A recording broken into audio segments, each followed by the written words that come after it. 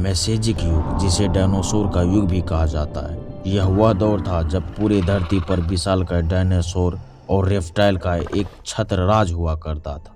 तो आखिर ऐसी कौन सी घटना घटी जिसके कारण पूरी धरती से डायनासोर का अंत हो गया, और डायनासोर के अंत के बाद हम मानव का विकास कैसे हुआ?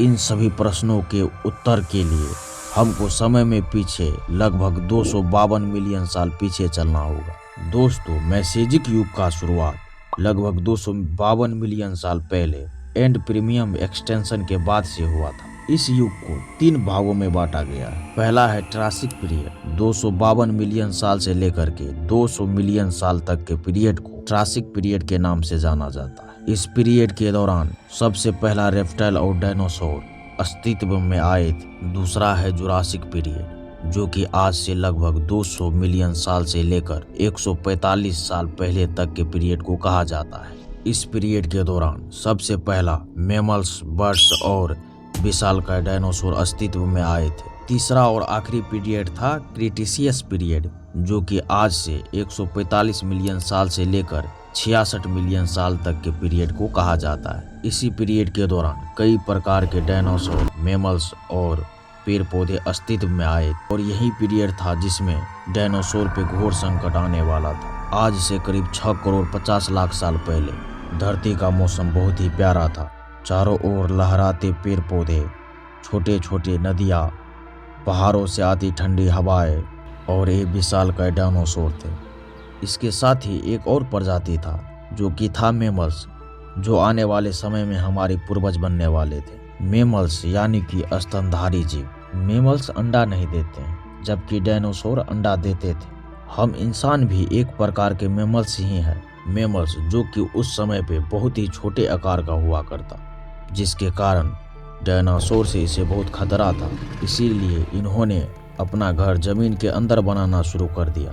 लेकिन इन्हें नहीं पता था कि यही डर आने वाले समय में इनके लिए वरदान होने वाला है। उस समय पृथ्वी की ओर लगभग 15 किलोमीटर आकार वाले एस्टेरॉयड 10,000 किलोमीटर पर आवर की स्पीड से पृथ्वी की ओर बढ़ रहा था। डायनासोर इस बात से बेफिक्र अपने मौज में था। तभी जब एस्टेरॉयड पृथ्वी के ग्रेविटेशनल एरिया में आया तो इसका रफ्तार तेजी के साथ बढ़ने लगा, और देखते ही देखते इसका रफ्तार कुछ ही सेकेंडों में 70,000 किलोमीटर पर आवर की स्पीड पकड़ लिया। एस्टेरॉयड धरती के वायुमंडल में प्रवेश करता है। पृथ्वी के वायुमंडल में प्रवेश करते ही घर्षण की वजह से यह उल्कापिंड आग के गोले में परिवर्तित हो गया। इसका रोशनी इतना तेज था कि इसके 700 किलोमीटर रेडियस में आने वाली सभी जीव पूरी तरह से अंधे हो गए। ये जीव कुछ देख नहीं सकते थे, लेकिन उस ऊर्जा को महसूस जरूर कर सकते थे। उसके बाद यह एस्टेरॉयड धरती के सतह से टकराता है और एक बहुत बड़ा धमाका होता है। यह धमाका इतना शक्तिशाली था कि धरती के करोड़ों टन धातु स्पेस में चले गए। जहां पर यह उल्कापिंड गिरा, वहां पर 181 किलोमीटर चौड़ा और 20 किलोमीटर गहरा गड्ढा बन गया। इस उल्कापिंड के गिरने से जो भी धातु आसमान में गया था, उसने एक विशाल बादल का निर्माण किया। इतने बड़े टक्कर की वजह से पृथ्वी पर सुनामी, भूकंप चारों ओर आने लगे। धरती के महाविनाश की प्रक्रिया अब आरंभ हो चुका था।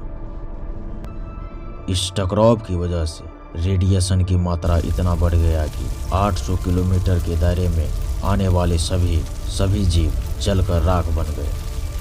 धरती पर जितना भी पानी था, गर्मी की वजह से सभी भाप बन के आकाश में चले गए। लेकिन आप लोगों को लग रहा होगा कि इस महाविनाश में उड़ने वाले डायनासोर तो बच गया होगा, तो आप लोग बिल्कुल सही सोच रहे हैं। कुछ समय के लिए उड़ने वाली सभी जीव बचे हुए थे, लेकिन एस्टेरॉयड टकराने की वजह से जो करोड़ों टन धातु स्पेस में गए थे, वह कुछ घंटों के बाद आग के गोले के रूप में धरती पर बरसने लगे, जिसके कारण से जो भी उड़ने वाले जीव बचे हुए थे उसका भी खात्मा हो गया। साथ ही पृथ्वी पे एक महाप्रलयकारी तूफान 30,000 किलोमीटर प्रति घंटा की रफ्तार से मौत लेकर आ रहा था। यह महाप्रलयकारी चक्रवात पूरी पृथ्वी को कई किलोमीटर परत वाले धूल के बादलों से घेर लिया, जिसके वजह से पूरी पृथ्वी पर सूर्य का प्रकाश नहीं पहुंच पाई, जिससे जो भी हरे पेड़ पौधा था वो सब सूख गया। धमाके के कुछ घंटों बाद पृथ्वी का तापमान 200 डिग्री सेल्सियस तक पहुंच गया,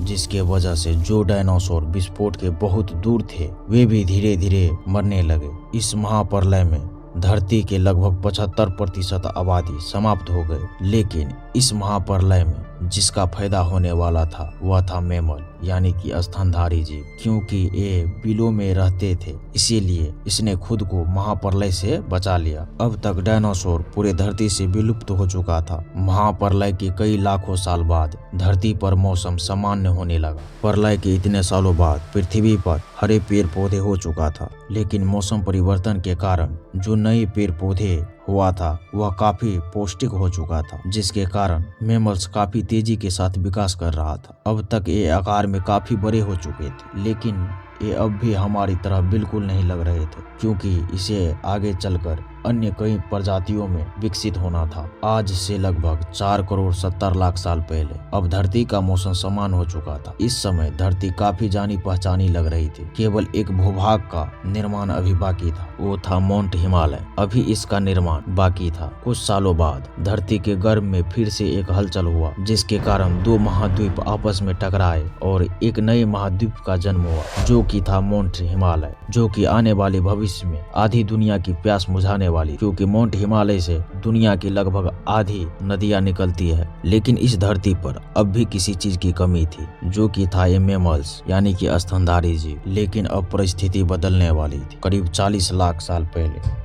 अफ्रीका के पूर्वी इलाकों में एक नए पर्वत श्रृंखला का निर्माण हुआ, जिसे ईस्ट अफ्रीकन रिस्ट वैली के नाम से जाना जाता है। यह पर्वत श्रृंखला इन मैमल्स के लिए आने वाले समय में वरदान और श्राप दोनों होने वाला था। जब इस पर्वत श्रृंखला का निर्माण हुआ तब अफ्रीका आने वाली ठंडी हवाएं इस पर्वत श्रृंखला से टकराकर अफ्रीका नहीं आ पाता था, जिसके कारण जंगलों में बारिश आनी बंद हो गई। इसी अफ्रीकन जंगल में मैमल्स की नई प्रजाति रहती, जो कि कई लाखों सालों के विकास के बाद पेड़ पर रहते। लेकिन यहाँ समय के साथ सूखा पड़ने लगा। धीरे धीरे यहाँ के सभी पेड़ पौधे सूखने लगे और लंगूर जैसे दिखने वाली इस प्रजाति को अब खाने में दिक्कत होने लगी, जिसके कारण ये सभी प्रजाति पेड़ से नीचे उतरने की फैसला किया। ये थे आर्डिफिथिकस रेमिडीज। यही हमारे पूर्वज थे। इसका शरीर 4 फीट लंबा और दिमाग का साइज संतरे के साइज के बराबर था। कई हजारों साल के विकास के बाद अब हमारे पूर्वज 2 पैरों पर चलने लगे थे। इससे शरीर पर कम ऊर्जा खत्म होता था, जिसके कारण बचा हुआ ऊर्जा दिमाग पे खर्च होता था, जिसके कारण हमारे पूर्वज का दिमाग बहुत तेजी के साथ विकास कर रहा था। समय के साथ विकास की प्रक्रिया चल रही थी। इसने पत्थर से हथियार, हथियार से शिकार करना और सबसे महत्वपूर्ण खोज आग को नियंत्रण करना सीख लिया। इसी तरह समय के साथ हमने काफी सारे विकास किया और आज हम मनुष्य यहाँ तक पहुँचे हैं। आज के लिए बस इतना ही। और हमारे पिछले सब्सक्राइबर का नाम है मोटिवेशनल स्पीकर और दूसरे सब्सक्राइबर का नाम है रवि पटेल। अगर आपको ऐसे ही वीडियो देखना पसंद है तो आपके लेफ्ट या राइट साइड में कैलाश पर्वत के मिस्ट्री के बारे में वीडियो आ रहा होगा, आप जाके देखिए। अगर आपको भी हमारे चैनल पे आना है तो सब्सक्राइब कर दीजिए। और ऐसी वीडियो बनाने में बहुत रिसर्च मेहनत लगता है, तो एक कॉमेंट जरूर कर दें। तो बहुत बहुत धन्यवाद।